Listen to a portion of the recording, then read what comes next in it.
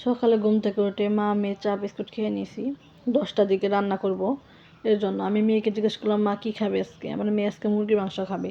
তবে আজকে ফ্রিজে মুরগির মাংস নেই, অল্প কিছু গরুর মাংস ছিল, তাই রান্না করে দিব। আর রান্না বসে কী কী কাজ করি সেটা আপনার সাথে শেয়ার করব। অবশ্যই ধৈর্য সহকারে আমার ভিডিওটি দেখবেন। আসসালামু আলাইকুম, মুক্তি ভিলেজ ব্লগে সবাইকে স্বাগতম। আশা করি সবাই ভালো আছেন। আল্লাহর রহমতে আমিও ভালো আছি। চলে গেলাম রান্না করতে। রান্না করব। আমার রান্নাঘর অনেকেরই পছন্দ হবে না, এমন রান্না করে লোকেরা খায় নাকি এটা বলবেন। কিন্তু আপনারা হয়তো শহরে থাকেন, আমরা গ্রামে থাকি। আমরা গ্রামের পরিবেশে থাকতে ভালোবাসি, পছন্দ করি। গ্রামের অধিকাংশ মানুষেরই রান্নাঘর এমন, মানে খোলামেলা রান্নাঘরে রান্না করতে আমরা ভালোবাসি। এমন পরিবেশে রান্না করতে হয় আমাদের। আমি ভাত বসিয়ে দিয়ে এখন রসুন পেঁয়াজ আদা শিল পাটাতে বেটে নিব। আর যেহেতু আমি রান্না বসাই দিয়েছি, এজন্য তো ভাতের জালও দিতে হবে, আবার বাটা কষা করে নিতে হবে, কারণ সময় কম, কাজের সময় এখন। এর জন্য শিলপাটা এনে নিলাম এখানে, যাতে বাটতে পারি, খড়ি দিয়ে জালও দিতে পারি। এর জন্য কাছে এনে নিলাম শিলপাটা। এখন আমি আদা রসুন পেঁয়াজ খাল গোটা জিরে ভালোভাবে বেটে নিব নিপাস করে। আমরা শিলপাটাতে বেটে খাই, ব্লেন্ডার নাই, আর ব্লেন্ডার কিনতে হবে না আমাদের, কারণ শিলপাটাতে মশলা বেটে রান্না করলে যে একটা মজা লাগে, সেই মজাটা আসলে ব্লেন্ডারে পাওয়া যায় না, যেটা আমার কাছে মনে হয় আর কি। এর জন্য আমরা শিলপাটাতে বেটে খাই, ভর্তা সব কিছু শিলপাটাতেই করি।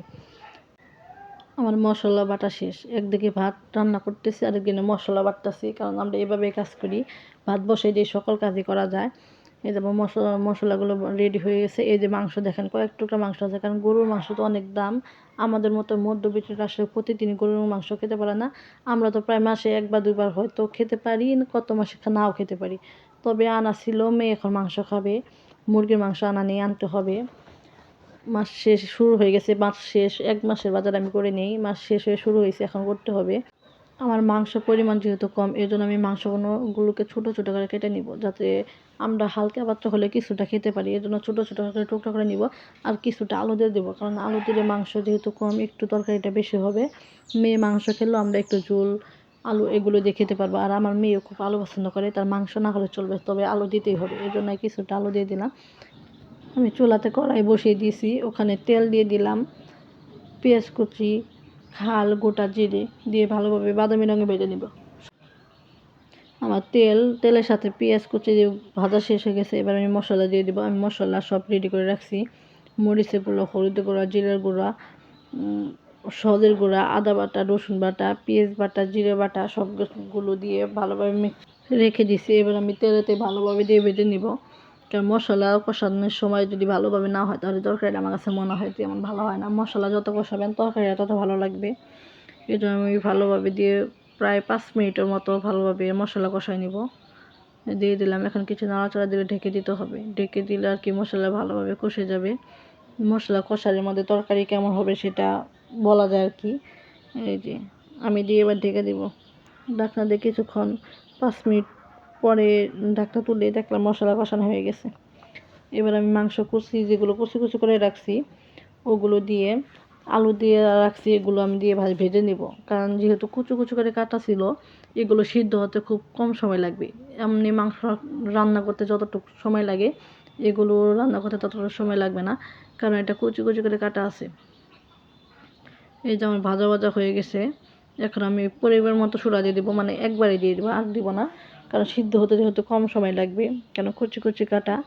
এই যে আমি বেশি পরিমাণে দিই নাই, কারণ রসা রসা হবে। আমার মেয়ের জন্য রান্না করতেছি, মশলা একটু কমও দিছি, মশলা কম দিছি, এর জন্য কালারটা একটু অন্যরকম দেখা যাইতেছে।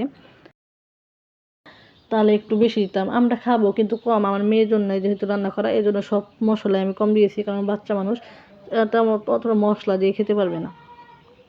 তরকারি সোড়া দিয়ে আসলে এবার আমি এসে বসছি ঘর মুছতে, কারণ ঘর মুছতে হবে।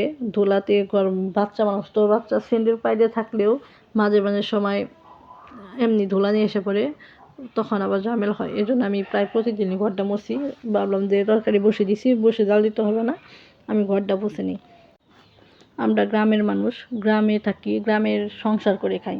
আমাদের কি 1-2টা কাজ করলে কি হয়, আমাদের কত যে কাজ করতে হয়, তা আমরা বললে বোঝাতে পারি না কাউকে যে কতগুলো কাজ করতে হয় সারাদিনে। গরম মোছা শেষ করে দেখলাম তরকারি কী অবস্থা। দেখলাম যে হয়নি এখনও, তাহলে ভাবলাম যে তাহলে এখন আমি উঠানটা ঝাড়ু দিয়ে দিই, কারণ যেহেতু এখন প্রায় দুপুর হয়ে গেছে, উঠান ঝাড়ু দিয়ে গোসল করে নামাজ পড়ে খেতে হবে, মেয়েকে খাওয়াতে হবে, এর জন্য আমি উঠানটা ঝাড়ু দিয়ে দিলাম। উঠান ঝাড়ু দিতে দিতে আমার রান্না প্রায় শেষ হয়ে যাবে, এর জন্য তাড়াহুড়া করে উঠান ঝাড়ু দিলাম আসলেই, কারণ রান্না প্রায় শেষের দিকে, আবার পুরো লেগে গেলে তো ঝামেলা হবে। উঠান ঝাড়ু দিয়ে শেষ করে দেখলাম যে রান্না শেষ, তরকারিটা নামিয়ে নিলাম।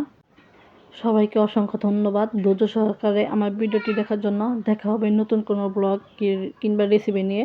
সে পর্যন্ত সবাই ভালো থাকবেন, সুস্থ থাকবেন। আল্লাহ হাফেজ।